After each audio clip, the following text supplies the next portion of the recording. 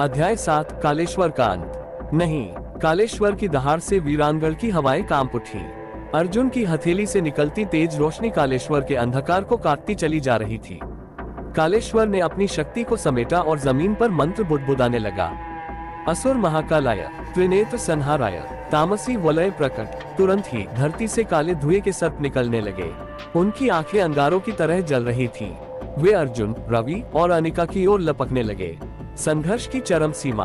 अर्जुन ने तलवार संभाली और एक ही वार में 2 सर्पों को काट दिया। लेकिन जैसे ही वे गिरे, उनकी जगह 4 और उठ खड़े हुए। अनिका ने अपनी माला से रक्षा मंत्र पढ़ना शुरू किया, जिससे एक सुरक्षा घेरा बन गया। रवि ने मंदिर के अंदर रखे त्रिशूल को उठाया और उन सर्पों से भिड़ गया। कालेश्वर हंसते हुए बोला, तुम्हारे छोटे छोटे मंत्र मुझे नहीं रोक सकते। मैं काल का देवता हूँ। अर्जुन ने पलटकर जवाब दिया, तू काल का देवता है, लेकिन ये भूमि धर्म की है। कालेश्वर का अंतिम दांव। कालेश्वर ने गुस्से में आकाश की ओर देखा। उसका स्वर विकराल हो गया। अब मैं अपना अंतिम अस्त्र चलाऊंगा। वीरानगढ़ का महाशौर्य पूर्ण होगा। उसने अपने दोनों हाथ आकाश की ओर उठाए। अचानक पूरा आसमान काला पड़ गया। तारों की जगह अब सिर्फ रक्त के धब्बे दिखाई दे रहे थे। मंदिर के शिखर पर एक काला चंद्रमा उभर आया। उसकी रोशनी जमीन पर गिरते ही वीरानगढ़ की इमारतें जलने लगी। जमीन से काले साए उठकर हवा में तैरने लगे। हर दिशा से मृत आत्माएं चीखने लगी। यह क्या हो रहा है? अनिका ने चौंक कर पूछा। रवि ने जवाब दिया, यह महाशौर्य का अंतिम चरण है।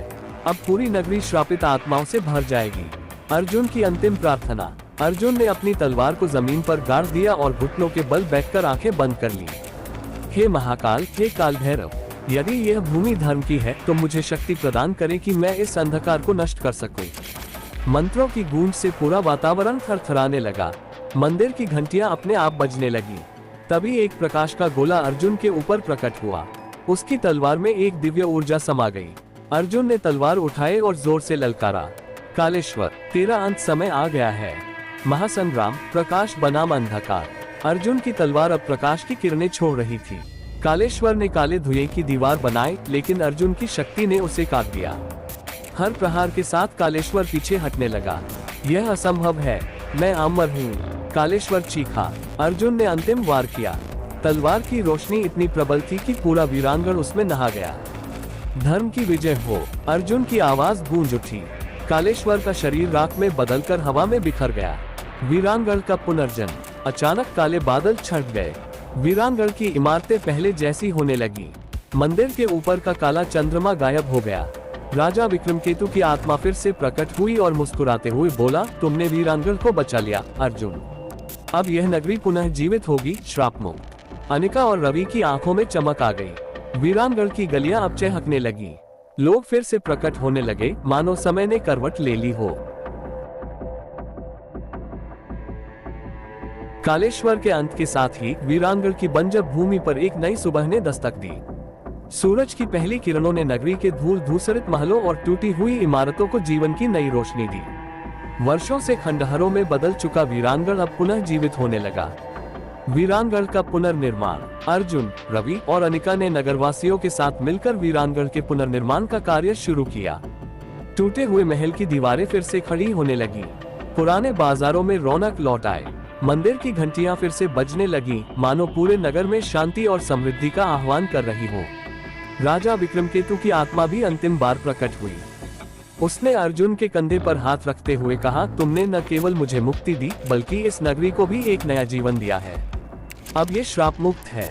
अर्जुन ने सिर झुकाकर कहा, ये सब आपकी कृपा से संभव हुआ, महाराज।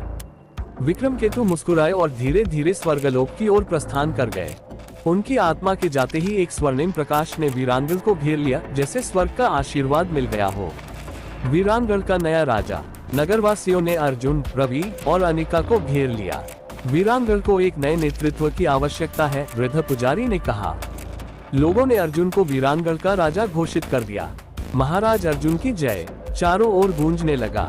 अनिका को महारानी का दर्जा दिया गया और रवि को सेनापति नियुक्त किया गया। भविष्य की आशंका। सब कुछ शांतिपूर्ण चल रहा था। वीरानगढ़ की गलियां एक बार फिर चहल पहल से भर गई थीं। परंतु अर्जुन के मन में एक सवाल अब भी घूम रहा था, क्या कालेश्वर का अंत सच में हो गया? रात के अंधेरे में जब पूरा नगर सो रहा था, अर्जुन महल की छत पर खड़ा आकाश को निहार रहा था। अचानक उसे दूर आसमान में एक काला धुआं दिखाई दिया। उसने अनिका को जगाया और कहा, मैंने कुछ अजीब देखा। ऐसा लग रहा था कि कालेश्वर की शक्ति अभी भी जीवित है। अनिका ने उसे शांत किया, तुम्हें वहम हो रहा है अर्जुन। वीरांगण अब सुरक्षित है। लेकिन अर्जुन को यकीन नहीं हुआ। उसने अपने मंत्रों की पुस्तक निकाली और कुछ शक्तिशाली मंत्रों को याद करने लगा। रहस्यमयी पुस्तक का खुलासा। एक दिन महल की पुरानी तिजोरी की सफाई के दौरान अर्जुन को एक प्राचीन ग्रंथ मिला।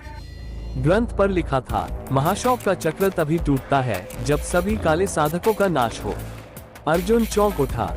सभी काले साधक? तो क्या कालेश्वर अकेला नहीं था? रवि और अनिका को बुलाकर उसने यह बात बताई। तीनों को समझ में आ गया कि वीरांगण पर अब भी खतरा मंडरा रहा है।